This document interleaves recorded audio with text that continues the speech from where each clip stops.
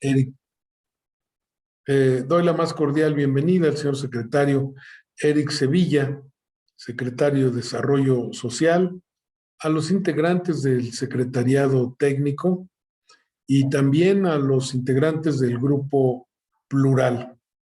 Esta es una de las sesiones que habíamos estado esperando porque sin duda va a incidir en uno de los temas que se han venido recibiendo de aportaciones de diversos grupos respecto de lo que implica la situación del desarrollo social en el Estado, la situación de pobreza de la población y de los diversos programas que tiene el gobierno del Estado, porque en términos de los derechos sociales, precisamente se requiere ver estos instrumentos que tiene el gobierno del Estado para enfrentarlos.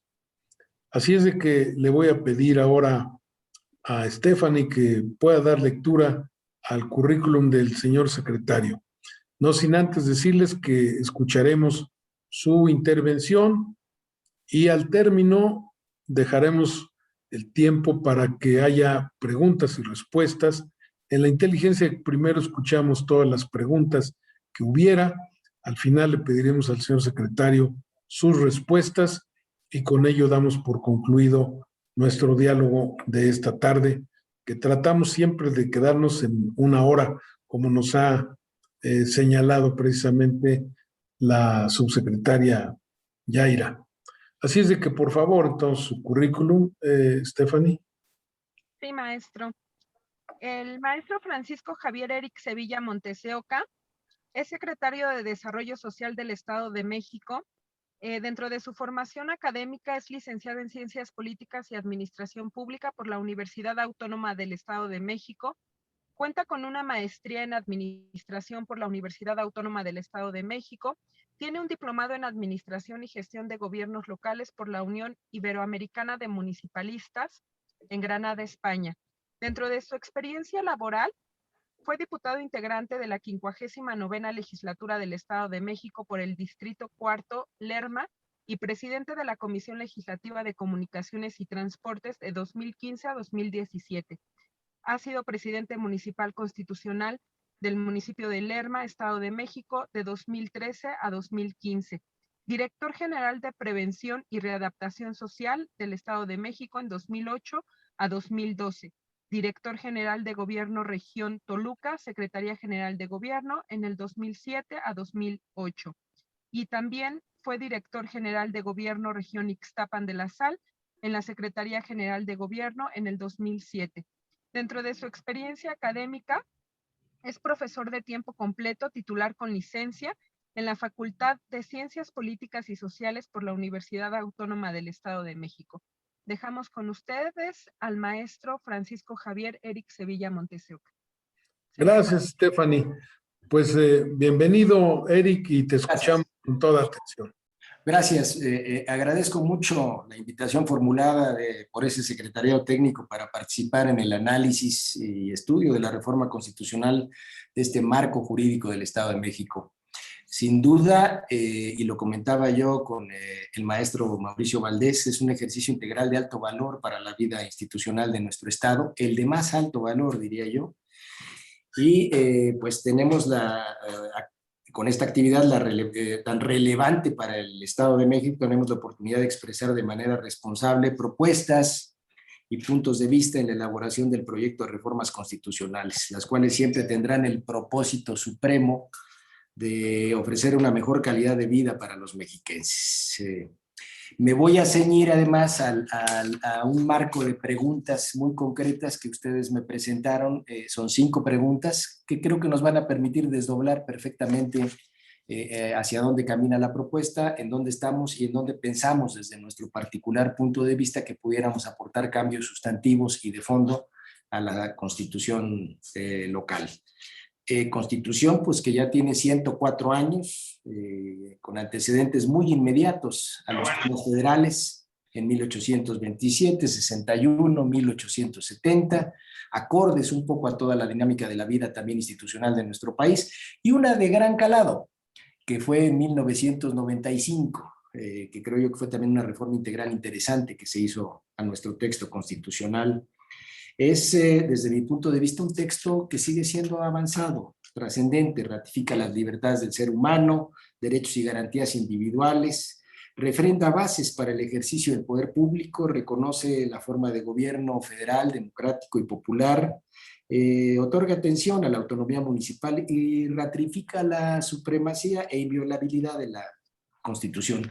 Sin embargo, pues ya son más de 200 reformas los que han permitido mantener su vigencia. Ya es un texto que ha sido profundamente reformado. Uno de los temas centrales de nuestro texto constitucional es la protección de la vida y la promoción del bienestar de la población, atendiendo, diría yo, con ello a una de las funciones primigenias del Estado, que es garantizar vida y propiedad. Bajo esta premisa, la Constitución local en su parte dogmática ha establecido acciones que regulan derechos humanos y señalan garantías para su protección. Preferiría yo el derecho a la no discriminación en el 5 constitucional, párrafo 4, el derecho a la alimentación adecuada en la fracción 5 del 9º, párrafo 2, el derecho a la ciudad, que es el logro de la igualdad y la sustentabilidad de la justicia social y el respeto a la diversidad, a la cultura, a la igualdad entre hombres y mujeres, el derecho a la educación, al trabajo, al medio ambiente y a la composición pluricultural y pluriétnica del Estado en el 17-18. Con referencia a estos derechos se establecen bases para el desarrollo social. Sin embargo, desde mi punto de vista, y coincido con todo este grupo de trabajo, es necesario realizar reformas a nuestro máximo ordenamiento jurídico para alinear a su texto las visiones, los conceptos y los principios de los nuevos modelos de desarrollo. Destaca entre ellos, y ahí centraré parte de mi actividad de las propuestas, el de bienestar social como modelo de desarrollo de vanguardia, impulsado por diversos organismos internacionales e instituciones académicas, el cual surge a partir del perfeccionamiento de los esquemas surgidos desde los años 70.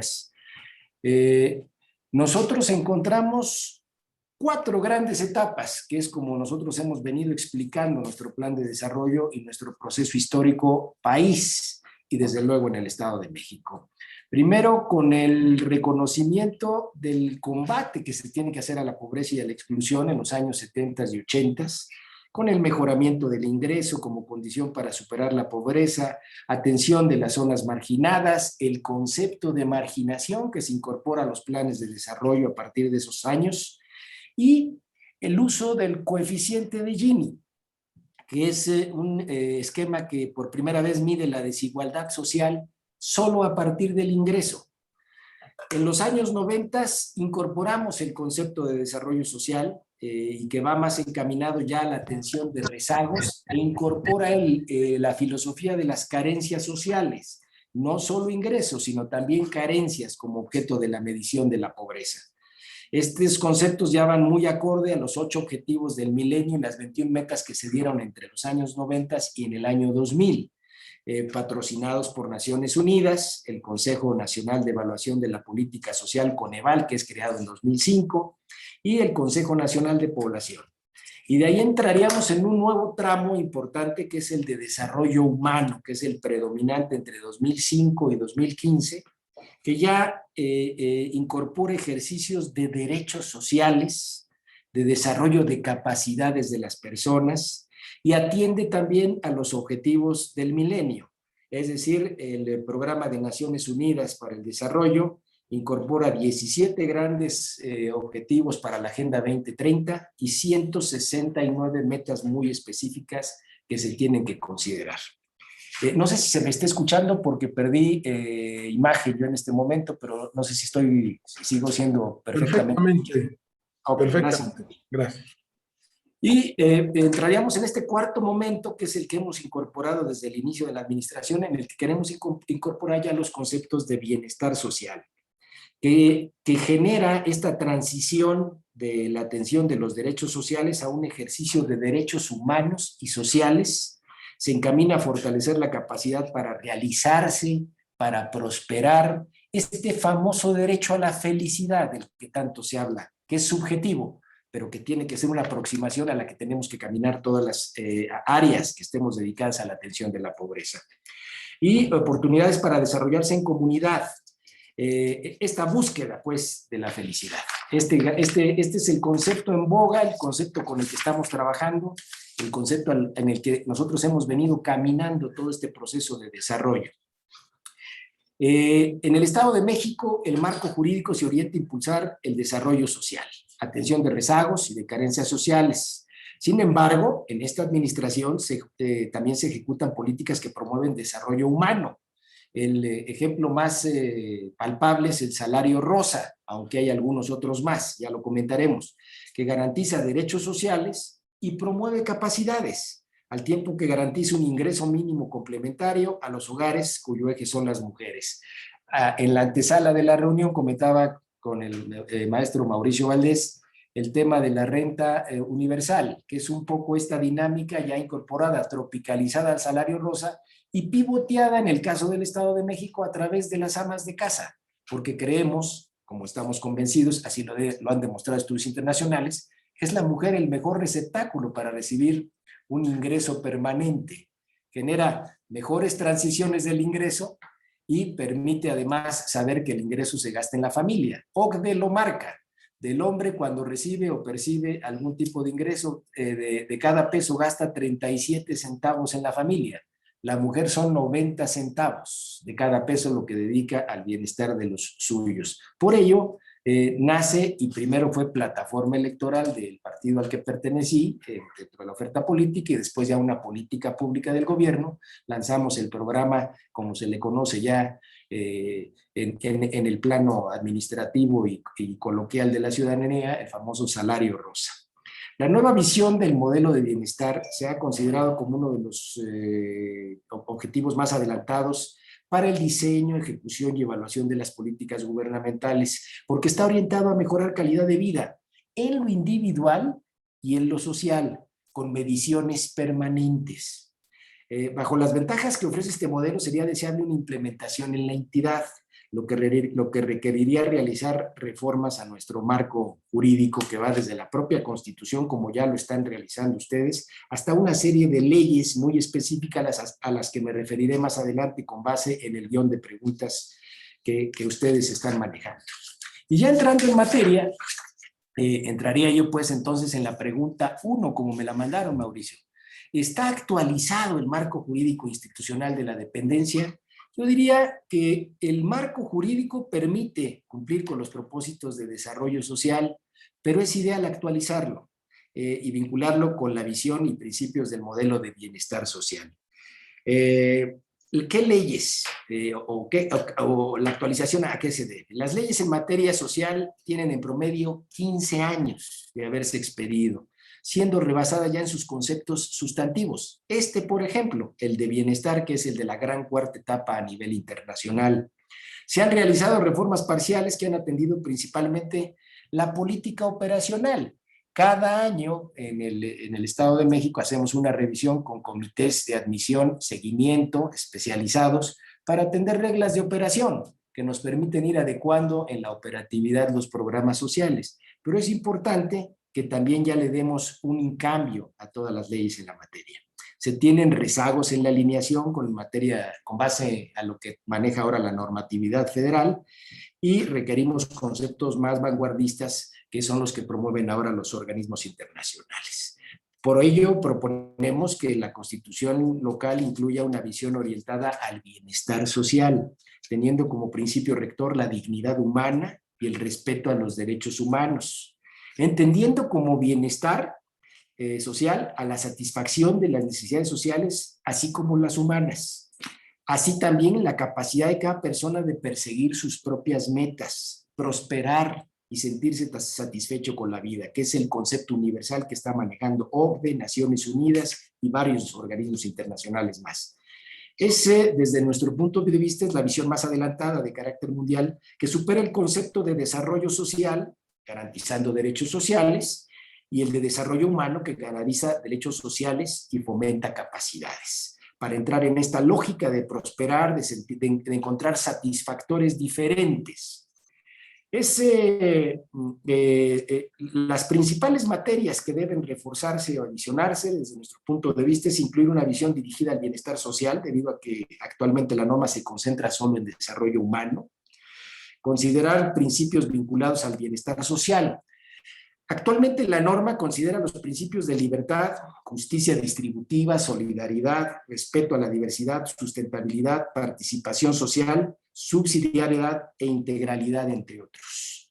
Habría que incorporar dignidad humana como valor básico y fundamental de los derechos humanos, es el principio intangible que sustenta los derechos humanos y la igualdad de las personas, diálogo y participación social, entendidos como la más amplia participación y opinión ciudadana de acuerdo al nivel territorial que corresponda en todas las políticas y programas sociales, no solo en la parte de la actividad sustantiva que lleva esta dependencia, sino transversalmente en todas las áreas que participan finalmente en el desarrollo humano y en el bienestar, como puede ser la parte educativa, la parte de infraestructura hidráulica, como puede ser el trabajo, el desarrollo económico del propio Estado.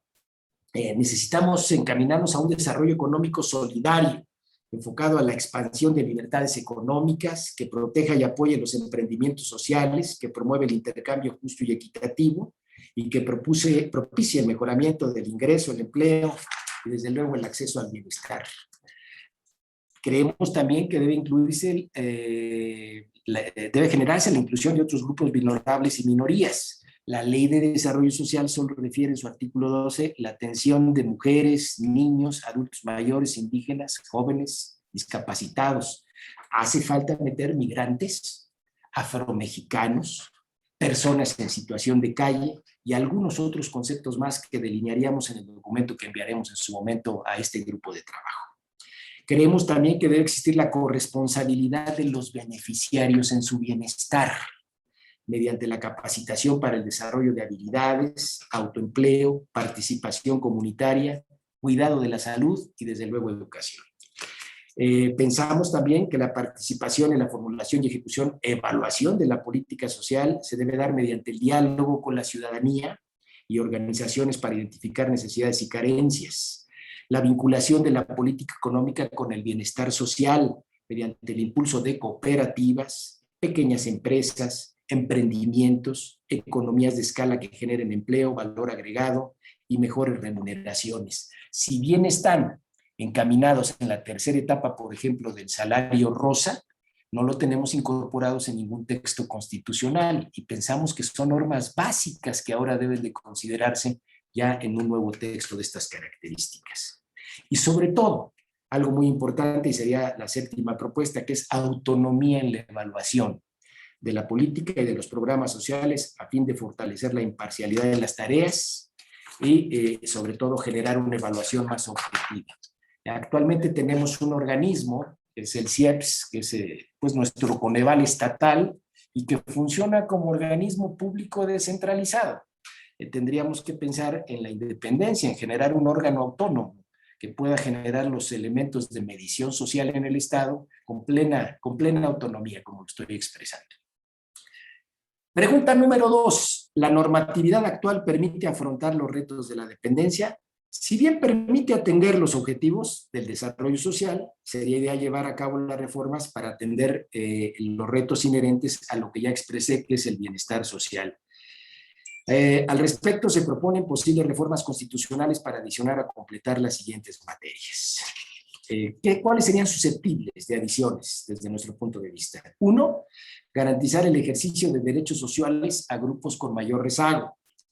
La norma vigente se centra en la reducción de carencias sociales, en su artículo 5, en el 17 y en el 18. Las carencias sociales generalmente son asociadas a bienes materiales y estructurales. Dentro del esquema que tenemos para la medición de la pobreza tenemos 6 grandes elementos. 2 de ellos fundamentalmente están encaminados a las carencias sociales.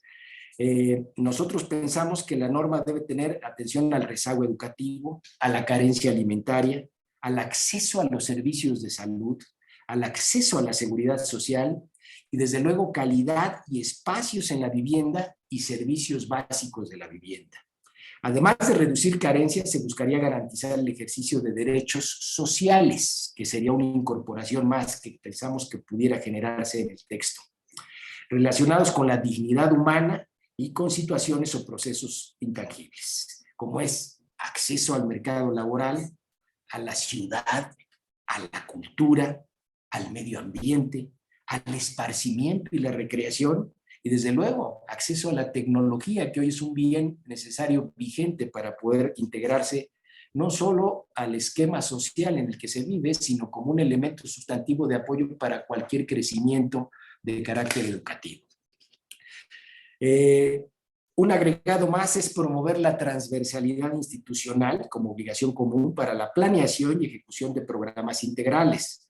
La norma actual solo responsabiliza de esta tarea a las áreas de desarrollo social y el principio de transversalidad debiera involucrar cuando menos a 9 dependencias del Ejecutivo ya desde la propia Ley Orgánica de la Administración Pública. Garantizar además, sería otra propuesta, los derechos de las familias y localidades de muy alto rezago social. La norma solo refiere la atención de personas en lo individual. Con ello buscaríamos incorporar más amplia protección y reconocimiento a su contribución al bienestar de la sociedad por el cuidado, formación, desarrollo y transmisión de valores entre sus miembros. Incluir a la familia como sujeto de atención y protección de las políticas públicas. Y el cuarto, la norma no considera la atención de emergencias y contingencias que deterioren la calidad de vida. Caso específico, año 2020, la pandemia que acabamos de vivir. Por lo que se considera necesario incluir mecanismos que privilegien contingencias de estas características y, desde luego, elementos legales para su atención. 5. Mayor vinculación del gasto para la atención de los altos índices de pobreza y la ejecución de programas de largo plazo. La norma refiere actualmente solo al gasto social como un tema operativo, pero es necesario considerarlo como una obligación constitucional. Y 6. Ampliar la evaluación del impacto social de los programas y de la política social. Las evaluaciones que realizamos son principalmente de diseño y sobre todo de procesos.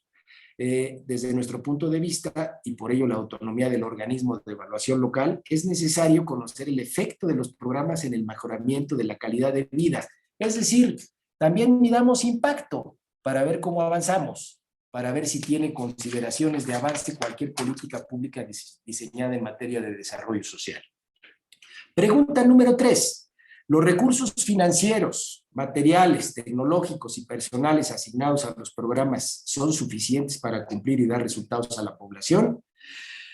Actualmente, el gobierno destina 70 centavos de cada peso al desarrollo social. Es una cantidad muy importante de recursos, son más de 7,700 millones que tendrá esta Secretaría para el manejo de diversos programas sociales.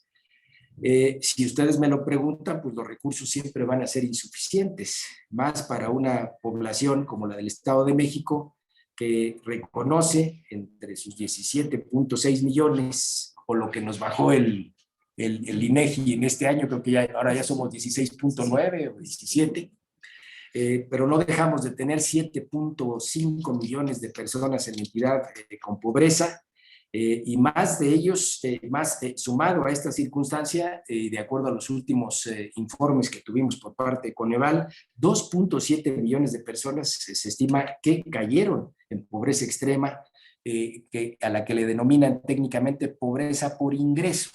Es decir, si bien no hubo una desatención en el rezago de las carencias, porque se ha venido atendiendo con un presupuesto muy importante, por cierto, que es el FAIS, ya platicaremos de ello en la sesión de preguntas y respuestas, pero que para el Estado estamos hablando que son más de 7,700 millones de pesos, lo que los municipios tienen directamente el ramo 33 para destinarlos a la pobreza.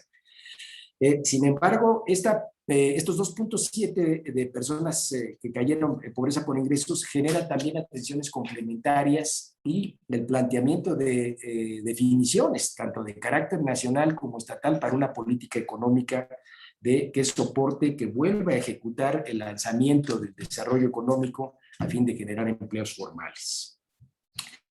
Y entro aquí en un esquema que platicaba yo, insisto, al inicio de la charla, previo al inicio de la reunión con el maestro Mauricio Valdés, que es implementar de manera gradual el esquema de ingreso universal, el famoso IQ, el ingreso universal ciudadano, que no es otra cosa más que una entrega periódica por parte del Estado de un ingreso mínimo a todos los ciudadanos por el simple hecho de ser ciudadanos y que sirva para satisfacer sus necesidades básicas. Decía yo en esa parte de la charla que una primera aproximación o la tropicalización de este modelo pues, fue en el salario rosa. Este tema, desde mi punto de vista, es importante incorporarlo. Creo que pudiera ser parte vanguardista de incluirlo, no sé si en el texto constitucional o en las reformas que se hagan a las leyes en la materia, ya lo discutiremos con este grupo, pero me parece que hay que intentar hacerlo. Es la única forma de generar un logro importante y permanente de ingreso complementario en las familias y que también nos va a ir permitiendo cómo movemos microeconomías, áreas de geoestadística básica y cómo atendemos zonas de atención prioritaria en diversos puntos del Estado de México. Por otro lado, deberemos ampliar la cobertura de los programas sociales y desde luego crear más que promuevan el bienestar, atender a nuevos grupos en condiciones de pobreza y vulnerabilidad, financiar la realización de las evaluaciones de impacto, que ya lo señalé, y desarrollar mecanismos concurrentes para la ejecución de proyectos y programas de bienestar social. Garantizar, en síntesis, la complementariedad de la atención social con brigadas que brinden atención humana y de calidad dirigida a los sectores más desprotegidos. Es decir, generar el primer proyecto de derechos ciudadanos mínimos entre las gentes más vulnerables, con la atención de personas que sufren alguna condición o discapacidad física o mental, para que el Estado garantice ciudadanos y atenciones especiales que propicien su inclusión en las actividades de la vida social, y que va desde geriatras para los adultos mayores, trabajadores sociales para generar atención a familias con problemas de diversas características, desde lo social hasta lo psicológico, e incluso atención especializada que va hasta los abogados, por ejemplo, y que deben de ser modelos de atención diferente que dan otro tipo de servicio público hacia la población. Pregunta número 4. ¿Con qué modificaciones normativas se mejoraría el desempeño de la dependencia? Estoy apurándome porque son 5 preguntas y sé que solo tenemos 1 hora, Mauricio, por ello estamos tratando de hacer un esfuerzo de síntesis. Sigo en contacto porque perdí ahorita yo. Está bien, Bueno, está bien, está bien. Okay. Gracias. ¿Con qué modificaciones normativas se mejoraría el desempeño de la dependencia? Adicional a las normas propuestas para la Constitución local, se sugiere mejorar los siguientes ordenamientos jurídicos. La Ley de Desarrollo Social del Estado de México, que data del 2004, ahí solicitamos o propondríamos a este honorable grupo de trabajo vincular las disposiciones de la ley con los conceptos, principios y objetivos de bienestar social, además de los principios de la política social establecida en esta ley, adicional los relativos a pro persona, que consiste en la aplicación de la norma que más favorezca y garantice el ejercicio de los derechos por personas, diálogo y participación social, entendidos como la más amplia participación y opinión ciudadana de acuerdo al nivel territorial que corresponda entre las políticas públicas y los programas sociales. Desarrollo económico solidario, enfocado a la expansión de las libertades económicas, que protege y apoya los emprendimientos sociales, que promueve el intercambio justo y equitativo y que propicia el mejoramiento del ingreso y el empleo y sobre todo el acceso a mayores niveles de bienestar.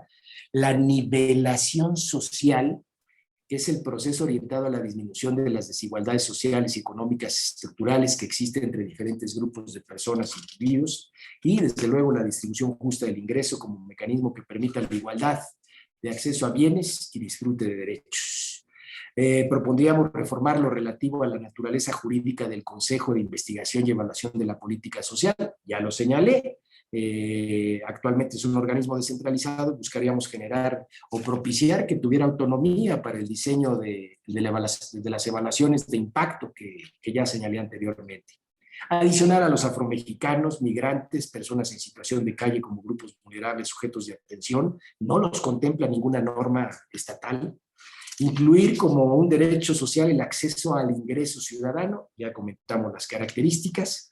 Establecer que la política de bienestar social es una obligación común, en la que deben participar de manera transversal autoridades y de forma coordinada organizaciones sociales y privadas.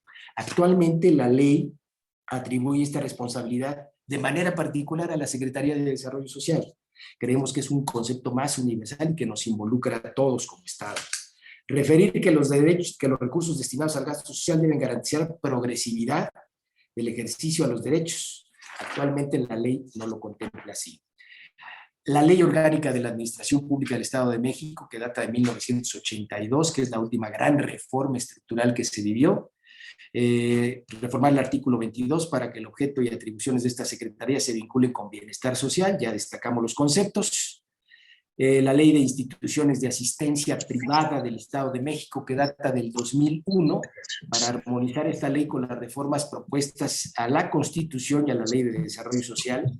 Recomendar que el objeto y las actividades de las instituciones de asistencia privada se vinculen con los objetos y estrategias del bienestar social, mediante la implementación de programas coordinados y la incorporación de principios de bienestar en sus estatutos. Actualmente, las actividades de las YAPS se orientan a la prestación de servicios asistenciales, nada más. La Ley de Derechos y Cultura Indígena del Estado de México, que data del 2002, para que armonicemos la ley con reformas propuestas a la Constitución y a la propia Ley de Desarrollo Social. Sobre todo, reformar el artículo 6 para que la atribución de aprobar el catálogo de comunidades indígenas corresponda al Ejecutivo del Estado, en razón de que este es el responsable de llevar a cabo la política indigenista. Actualmente esta atribución solo nos queda a manera de propuesta y corresponde a la legislatura ir ampliando o no este catálogo de comunidades indígenas. La Ley del Adulto Mayor del Estado de México, para armonizarla desde luego con la propia Constitución y la Ley de Desarrollo Social, y la Ley de la Juventud del Estado de México, a fin de hacer las armonizaciones pertinentes al caso. Una más importante, muy trascendente, la Ley para la Recuperación y Aprovechamiento de Alimentos en el Estado de México, que es una ley que estamos aterrizando y estamos convirtiéndola ya en cuerpo jurídico administrativo para que a través de un organismo descentralizado pueda generarse esta atención. Ahí la súplica sería que establezcamos que el Poder Ejecutivo tiene facultades para la operación de los bancos de alimentos, ya que la ley solo le asigna atribuciones para promover su creación y vigilar su funcionamiento. Establecer que los apoyos alimentarios que entreguen a los bancos de alimentos tendrían una cuota de recuperación, la cual contribuiría a su financiamiento, ya que actualmente la ley señala que dichos apoyos son gratuitos, lo que hace inviable que participen ayuntamientos, entidades públicas de diversos ámbitos de gobierno para poder darle robustez a la atención. Déjenme darles un dato, son 17 millones de toneladas, lo que pensamos, de acuerdo a una organización de asistencia privada que lo mide en el Estado de México, 17 millones de toneladas lo que se pierde mensualmente de alimentos en el Estado de México, lo que se tira, lo que no se aplica, lo que no se puede volver a reutilizar y que a veces esté en condiciones de hacerlo. Adicionar que la pobreza, carencia alimentaria y vulnerabilidad serán criterios para focalizar la entrega de alimentos recuperados, ya que la ley solo refiere el criterio de marginación y deja los otros sin atender. Básicamente serían los ordenamientos legales. Y la pregunta 5, ¿existen atribuciones federales que pueden transferirse al Estado para atender problemas públicos del ámbito de la dependencia? Desde luego que sí. Y ya toqué el más importante, que es el Fondo de Aportaciones para la Infraestructura Social. Es un fondo que se compone de aproximadamente para este año, si los cálculos no me fallan, de casi 650 millones. 6.600 millones de pesos que se reparten entre los 125 ayuntamientos de manera directa por virtud del ramo 33 y cerca de 700 millones que tiene el Estado para complementar algunas acciones. Este es uno de los formatos de carácter federal que habría que revisar para darle mayor control y mayor direccionamiento, porque a veces la apertura la poca direccionalidad y control que la norma marca para el desarrollo de este ejercicio hace que en algún caso un presidente se gaste en empedrar o mejorar una carretera en el centro de la localidad y no atienda zonas de marginación con agua, luz o algunos otros medios de infraestructura, drenaje, ya que esto a veces no luce o no es redituable en los cortos tiempos en los que ellos tienen para el desarrollo de la obra pública. Y el margen de maniobra que se le da a los gobiernos estatales pues es muy menor, ya que con esa cantidad de recursos no se tiene. Esta norma, desde mi punto de vista, pudiera manejarse. 3 programas más que me parece que son de carácter federal y que tendrían en este caso ya que recuperarse porque los desapareció el gobierno de la República. El programa de infraestructura indígena, que en su conjunto hacía bolsas de 350 millones de pesos entre el gobierno federal, gobiernos estatales y gobiernos municipales. El programa de atención a migrantes, que me parece que es un proyecto interesantísimo para financiar proyectos productivos a migrantes en retorno que estén en condiciones de pobreza, y el Fondo de Infraestructura Social para el que ya lo comenté. Serían las 5 preguntas que ustedes me solicitaron pudiéramos atender, y con esto abro yo pues una primera revisión de las aportaciones que modestamente este secretario y esta dependencia generan para este grupo de trabajo que encabeza Mauricio Valdés. Quedo a sus órdenes para cualquier pregunta. Muchas gracias, señor secretario.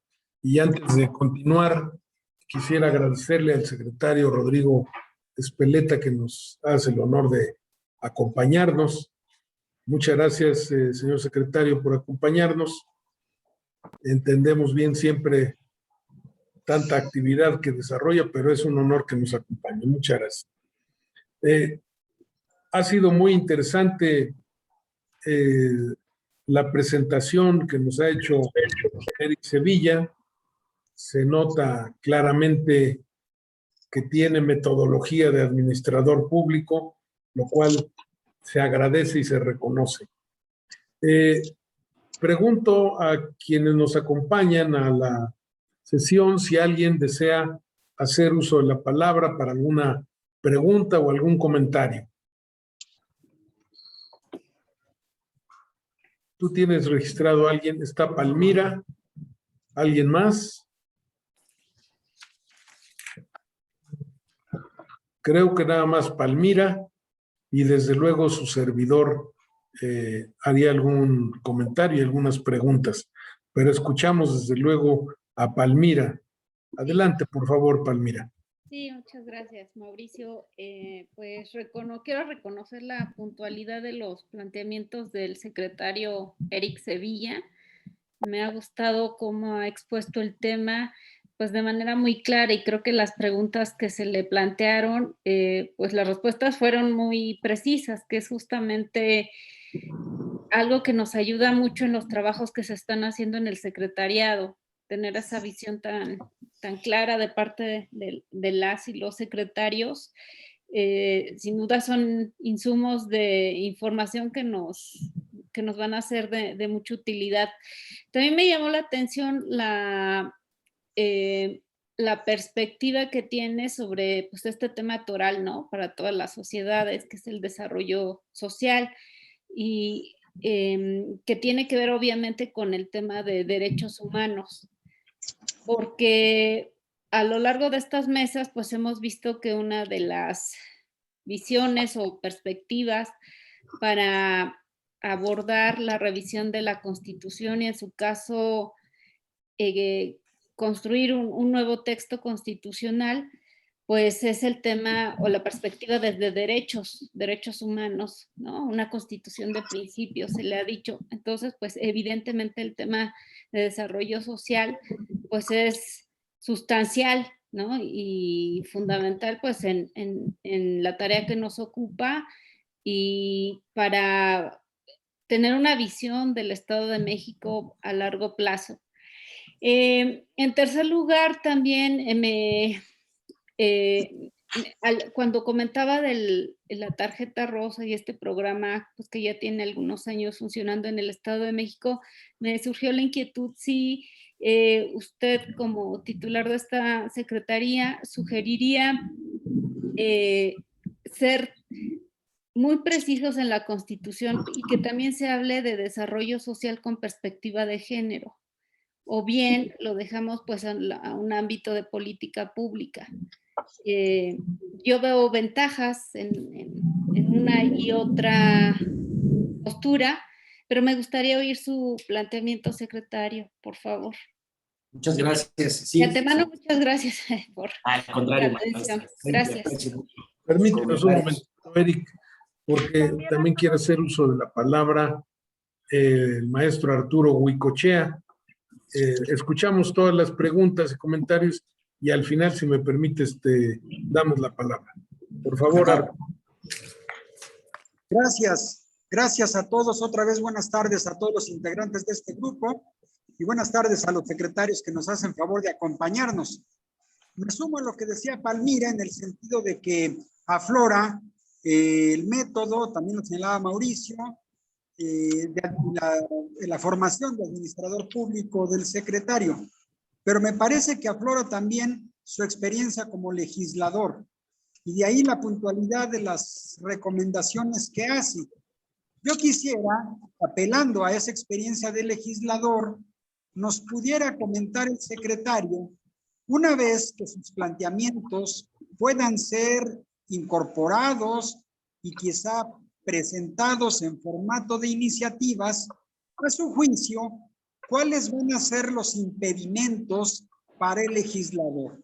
¿Cuáles son los desafíos que los legisladores, que al final serán quienes tengan la última palabra, van a enfrentar para poder aprobar y convertir en derecho real y en derecho vigente los planteamientos que él nos ha formulado? ¿Cómo hacer, pues, para cortar la brecha que hay entre el planteamiento que nos ha formulado, los planteamientos que son muy concretos y parece todos ellos muy pertinentes, sin embargo, pasarlos primero al documento jurídico y a la realidad van a ser sin duda un tema muy complejo? Ojalá nos pudiera explicar cuáles van a ser esos retos a los que nos vamos a encontrar. Sería mi planteamiento. Muchas gracias de antemano por la respuesta, secretario, y un saludo. Muchas gracias, Arturo. ¿Alguien más que me falte? Bien. Entonces, si ustedes me permiten, voy a expresar algunos comentarios y algunas preguntas, señor secretario. En primer lugar, quisiera decir, porque ha hecho una estupenda referencia al modelo de bienestar social. Y uno de los temas que tiene que ver en el modelo de bienestar social es precisamente cómo lo vinculamos a la pirámide poblacional de edades. ¿Qué es lo que se tiene previsto según las edades? Desde luego está que resalta con una partida de alrededor de 7,700 millones destinados sobre todo al salario rosa, pero no sé si tienen alguna segmentación en el modelo de bienestar social respecto de esta pirámide de edades. Ese sería un primer tema. Un segundo tema que fue tocado, señor secretario, un poco, es esta crisis que vive nuestro concepto tradicional de familia. Este concepto de familia que conocemos en el pasado, de papá, mamá y los hijitos, y que el salario rosa nos está mostrando precisamente otra cosa, porque va para apoyar a madres de familia, que son jefas de familia, entiendo, fundamentalmente. Pero bueno, no sé, me gustaría mucho ver cómo están enfocando este tema de la familia, porque sin duda que aprendimos desde hace mucho que la célula básica de la sociedad es la familia, pero ¿en qué concepto tenemos a esa familia? Y esto tiene que ver precisamente con uno de los pilares de nuestra Constitución. Está bien la parte de cooperativas que pueden funcionar para mejorar precisamente la condición económica del conjunto de familias en ciertas zonas o en ciertos sectores. Luego, preguntarle, me parece una excelente idea esta de promover la creación del órgano de evaluación como un organismo constitucional autónomo, porque eso le va a dar libertad para que tengamos pues, indicadores muy claros, muy objetivos para conocer la realidad de lo que está pasando.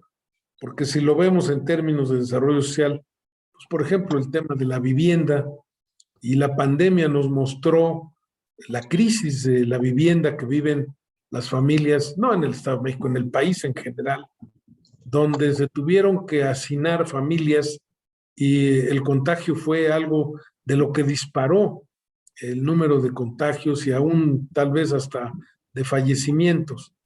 Y tal vez esto nos esté mostrando ahí un renglón en donde tenemos que incidir en el futuro, lo mismo en términos de infraestructura, porque pues lo primero que recomiendan para cuidarnos es el lavado de manos. Pero resultaba que era muy complicado porque había lugares todavía en el estado donde el agua potable llega por tandeo y no tan de manera regular. Bueno, la otra parte que quisiera preguntarle, porque sé que es el tema que le voy a plantear es un tema difícil.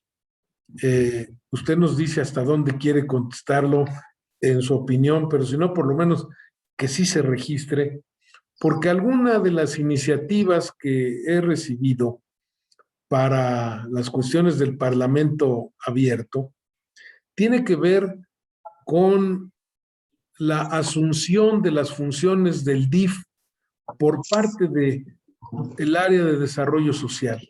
Por eso planteé primero lo del tema de la familia. El origen del DIF, pues era precisamente el desarrollo integral de la familia. Ese fue el origen, pero como que se ha ido desvirtuando la función pública del DIF y sobre todo en algunos municipios.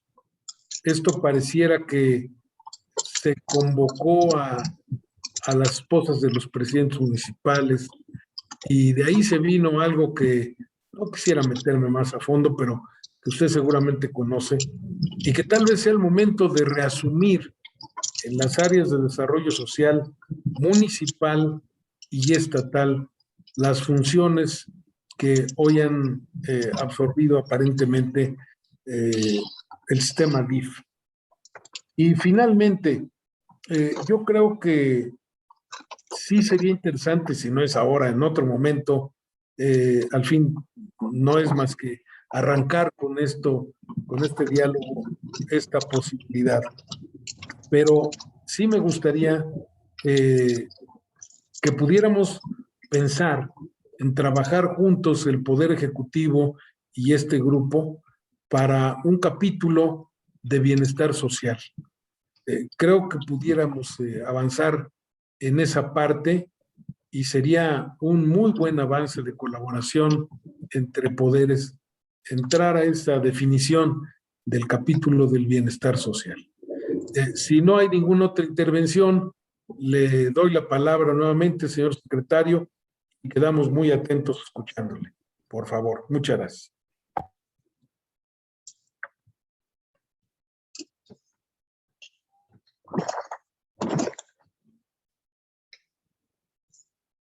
Por favor, prender su micrófono, Eric.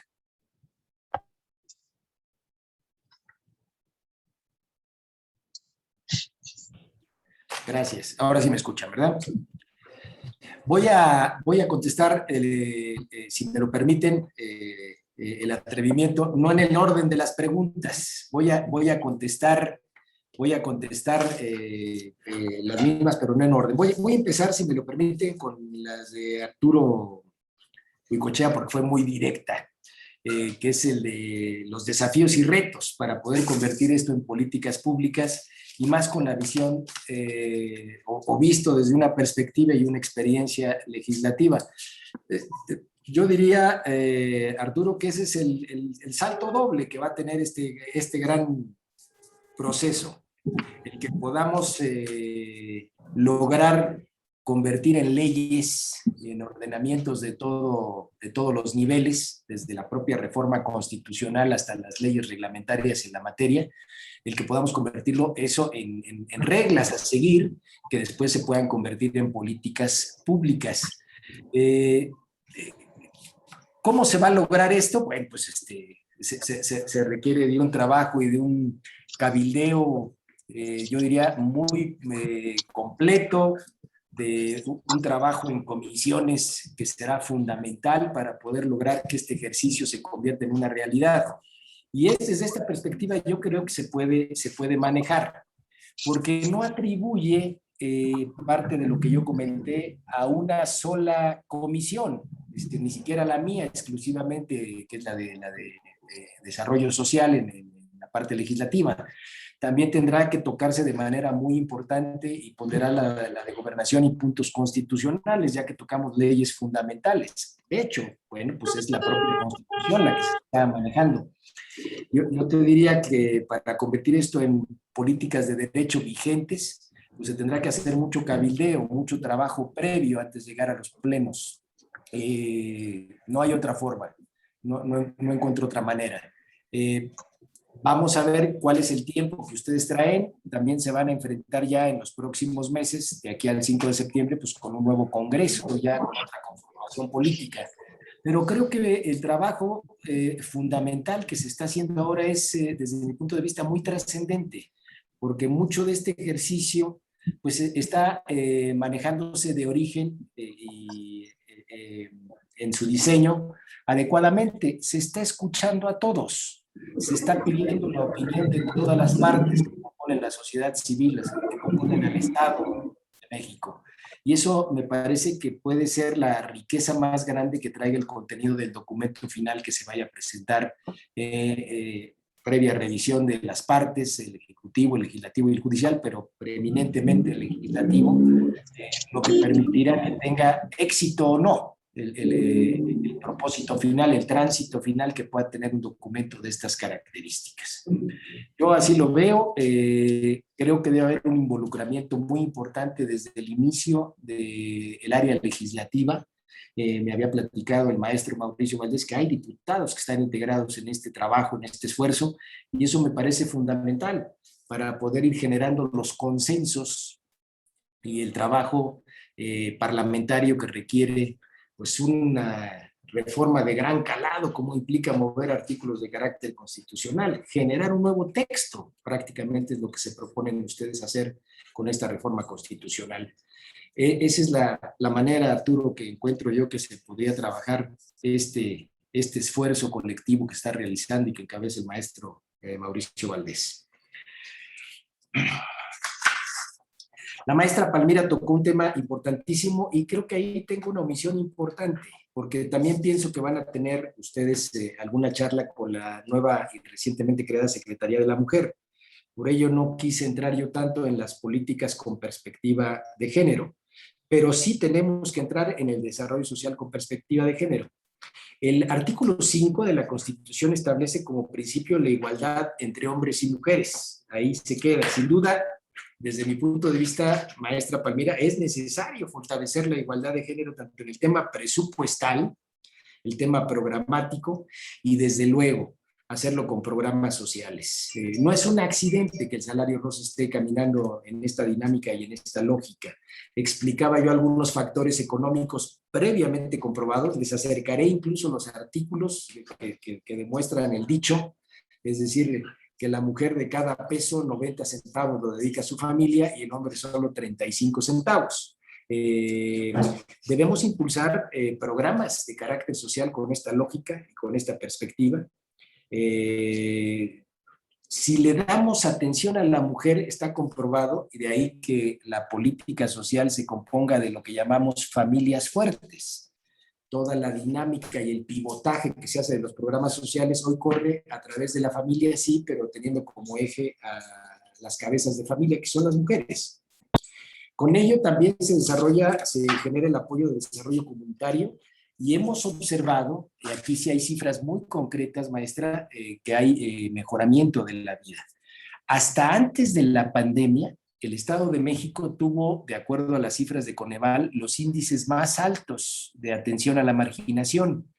De acuerdo con cifras del Coneval, y perdónenme si me falla por algún número la memoria, pero fueron 686,000 familias las que salieron de la pobreza en el Estado de México en la medición 2016-2019. Quiere decir que algo estábamos haciendo bien.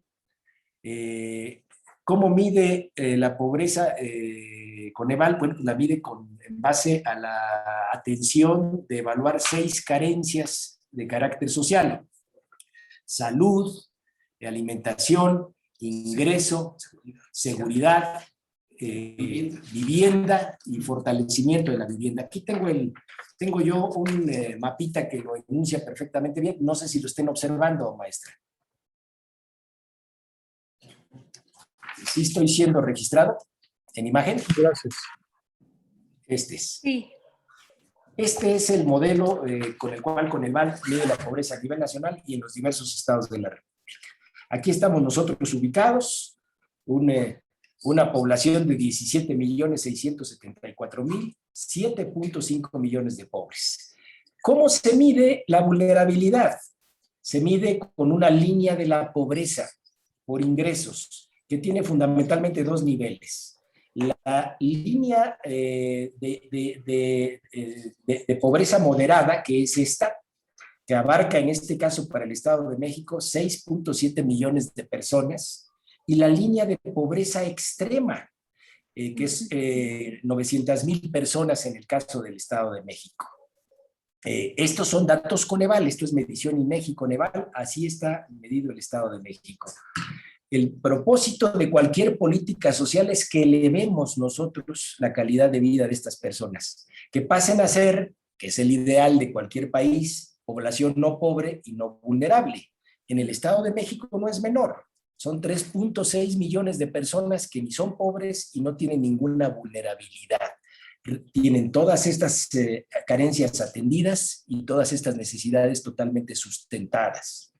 Pero tenemos vulnerables por carencia social, que pueden pasar a ser pobres moderados, o vulnerables por ingreso, que fue lo que vivimos durante la pandemia, maestra. Fue gente que se nos fue, que nos creció de 1.5 millones a 2.7 millones. ¿Por qué son vulnerables por ingreso? Y déjenme enunciarlo de una manera muy coloquial. Un tianguista que se enfermó de COVID y que él vive de lo que cada semana vende en su tianguis o en diversos tianguis del Estado de México. No tiene seguridad social, no tiene ningún otro beneficio que no sea la venta de sus productos. Le va bien, le alcanza para comer, le alcanza para la canasta básica y para todos los ingresos que no conforman la canasta básica. Pero en una situación de emergencia como la que vivimos, pasa a ser pobre moderado o incluso pasa a ser pobre extremo. En consecuencia, este es el esquema bajo el cual nosotros diseñamos todo el esquema de políticas para poder atender todas estas carencias. ¿Correcto? A esto lo enfocamos. Sobre esta lógica trabajamos. En el Estado de México el avance no fue menor. 686,000 familias las sacamos de este grupo para subirlas a este. Y 197,000 familias de las 900,000 que nos mide el Coneval las pasamos de pobreza extrema a pobreza moderada. Siguen siendo pobres, pero en mejores condiciones de vida. Esto no es menor, y de ahí la importancia de los presupuestos, como el FAIS. En lo que toca a calidad de espacios en la vivienda y acceso a servicios de la vivienda, que es cuarto adicional, piso firme, techo firme, baños, luz, agua. Fueron 497,000 familias las que sacamos adelante con todos estos presupuestos y estas acciones. La suma de esto permitiría que estados como Tlaxcala, Colima o cualquier otro saliera en un 100% de atención. Es decir, como si en 3 años resolviéramos el problema de la pobreza en esos estados. Desafortunadamente, en el Estado de México somos el estado de las grandes cifras. Aquí vamos por, decía yo, 7.5 millones de gentes que tenemos que atender y por ello se dificultan las acciones. La política de género o con perspectiva de género es fundamental y parte del esquema operativo que tiene el Estado, desde luego, que sería, que está encaminado en lo que es reglas de operación, programas operativos, atenderlas con esta visión y con esta lógica, porque, insisto, da mejores resultados, Estas cifras que yo le manejé, que se han movido negativamente en la pandemia, desafortunadamente, traen fortalecimiento, pero requieren de factores endógenos y exógenos. Los endógenos son controlables por la institución pública local, pero los exógenos, como la crisis internacional, el problema que se generó mundialmente, el empleo, toda la dinámica, pues nos acarrió una circunstancia muy comprometida para poder resolverla, que va a implicar nuevamente reiniciar toda una serie de acciones que, por desgracia, pues no veremos en el corto plazo. Las políticas de atención y de medición de la pobreza requieren de permanencia, de persistencia y de mediciones de largo aliento. Esa es la circunstancia en la que estamos y las que estamos manejando. Entonces, Arturo, contestada, y maestra Palmira, también creo que ya le di respuestas desde mi punto de vista. Estaremos atentos por si ustedes requieren alguna otra información, con toda la modestia del caso de la Secretaría. Lo que les podamos servir lo haremos con mucho gusto, maestro Valdés y Arturo, para la definición final de un texto ya de carácter jurídico o para reformas en concreto que debieran realizarse a lo que se tiene actualmente. ¿Cómo vincular el tema de las edades? Es una pregunta muy interesante. Yo creo que, y lo mencioné en el texto, requerimos hacer reformas, sobre todo de carácter legal, a nivel de ley de desarrollo social y de temas reglamentarios, así como de temas de programas operativos en el Estado para redefinir, para darle más fuerza al tema de las edades. ¿Cómo se está haciendo en la praxis que nos puede dar una idea de hacia dónde debe caminar? Adultos mayores. El gobierno de la República estableció la pensión universal, un modelo muy interesante, muy válido y muy concreto, con una cantidad de recursos que me parecen razonables. Pactó el presidente de la República con el señor gobernador, lo hicimos a nivel de las entidades federativas, gobierno federal y gobierno estatal, y nos pidieron que orientáramos recursos a otras acciones nosotros. Ellos absorbieron el modelo de pensión universal y nosotros les pasamos los padrones. No tenemos por qué negarle a nadie esta posibilidad. Hay el entendimiento de que la política de atención al adulto mayor se tiene que hacer. Dejaron una franja descubierta, 60-67, porque la política de atención de adulto mayor arrancó siendo de 68 años en adelante. Ya lo corrigieron este año, en estos meses, ya lo bajaron a 65 años. Sin embargo, se quedó una franja importante de población sin atención, de 60-68 originalmente, que absorbió el gobernador del Estado de México. Le estamos dando la atención nosotros. Sin embargo, no es solo la dispersión. El adulto mayor requiere mayor atención de calidad. Hablaba yo de la posibilidad de tener un geriatra. Nosotros ya trabajamos en ese modelo de manera coordinada con el gobierno federal para generar brigadas de geriatras, de gerontólogos, de trabajadores sociales, porque es muy abusado el adulto mayor en muchos espacios, e incluso de apoyo legal, de abogados, de temas de tipo legal que el trabajador técnico se encarga de atender. En consecuencia, cómo vincularlo al tema de las edades, yo diría con esquemas de calidad y mejoramiento de los ordenamientos legales en la materia, don Mauricio. Crisis del concepto tradicional de familia.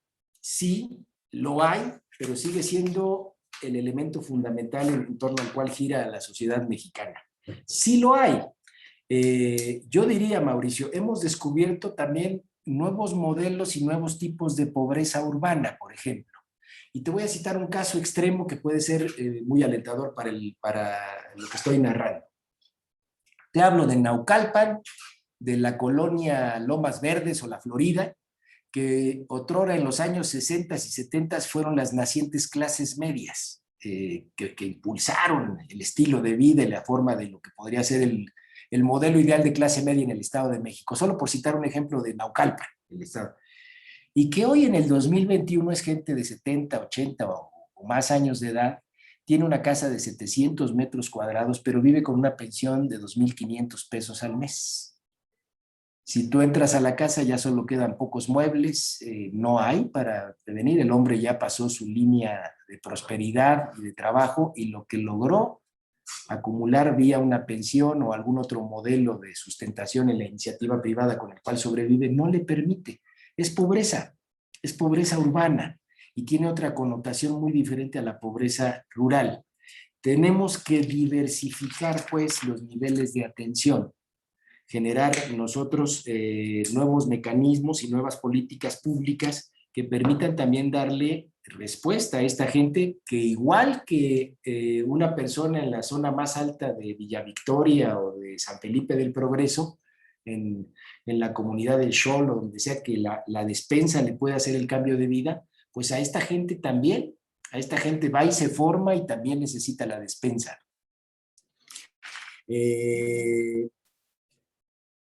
Asunción de las funciones del DIF es una pregunta muy interesante.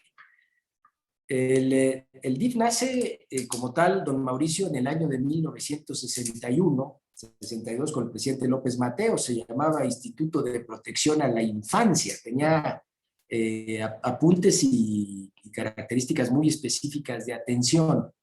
Yo creo que son, y no es una respuesta política, no quiero tener una salida elegante, yo creo que son esquemas que se han venido trabajando de manera muy corresponsable. Y déjame decirte algo más, porque el DIF en el Estado de México trabaja de manera coordinada con los 125 ayuntamientos, con los DIF municipales. Y mucho del trabajo que se logra ahí es de carácter voluntario. Es decir, mucho de lo que se logra en la atención de la política que atiende el DIF es pues de carácter voluntario. Es decir, hay un valor agregado extraordinario de gente que no cobra por hacer su chamba. Y, por ejemplo, te hablo de que llegan cerca de 1 millón de desayunos calientes y desayunos en frío cada mañana a los diversos colegios de este estado. Yo diría, para contestarte pragmáticamente, no cambiemos lo que ha funcionado tan bien por tantos años. Si cambiémoslo para mejorarlo. Yo creo que puede haber complementariedad entre lo que realiza los sistemas de atención de la familia, con acciones muy dirigidas, muy direccionadas, muy evaluadas, ya llevadas desde hace muchos años, con respecto de las acciones que llevan las áreas de desarrollo social o de bienestar, como se determinan ahora. Mi opinión sería, a lo mejor no entretenernos tanto en un cambio estructural que pueda generar modificaciones trascendentes en el ámbito municipal, en el ámbito estatal, y concentrarnos más en otros aspectos de la política social. Pero es muy válida la pregunta, creo que sería producto de un debate más a fondo, más profundo, don Mauricio, y me sumo, porque eso lo veo más como una encomienda, nos ponemos a la orden para el trabajo de un capítulo de bienestar social. Yo creo que el concepto en el texto constitucional le daría un sinónimo de vanguardia al Estado de México, nos permitiría ponernos en el primer lugar a nivel nacional en el tratamiento de este tema. Comenté yo los 4 grandes momentos que tenemos configurados, el de combate a la pobreza y exclusión de los 70s y los 80s, el de desarrollo social de los 90s, el de desarrollo humano a principios de este siglo, y el que hoy está en boga a nivel internacional, que es el de bienestar social. Vale la pena trabajar en un capítulo en el propio texto y que desde luego impregne a las leyes en la materia. Ahí me pongo a las órdenes. Si podemos servir en algo, lo hacemos con mucho gusto, don Mauricio. Pues serían mis comentarios, no sé si no quiero abarcar más de lo que veo, porque me dijiste que además nos debíamos suscribir a 1 hora de trabajo. Está muy bien, secretario Eric. Muchas gracias por las respuestas. Estoy cierto que tendremos oportunidad de ir examinando más algunos de estos temas A mí me parece interesante el de las medidas de política social de acuerdo con la pirámide de edades. Ciertamente el DIF, su intención fue precisamente la infancia, y los pobres infantes tal vez son de los pobres que más sufren. Y por eso que planteé el tema de lo del DIF, porque cuando lo leí como parte de una iniciativa me pareció algo de llamar la atención. Alguien nos está diciendo, épale, aquí está pasando algo, ¿no? Y por eso lo planteé.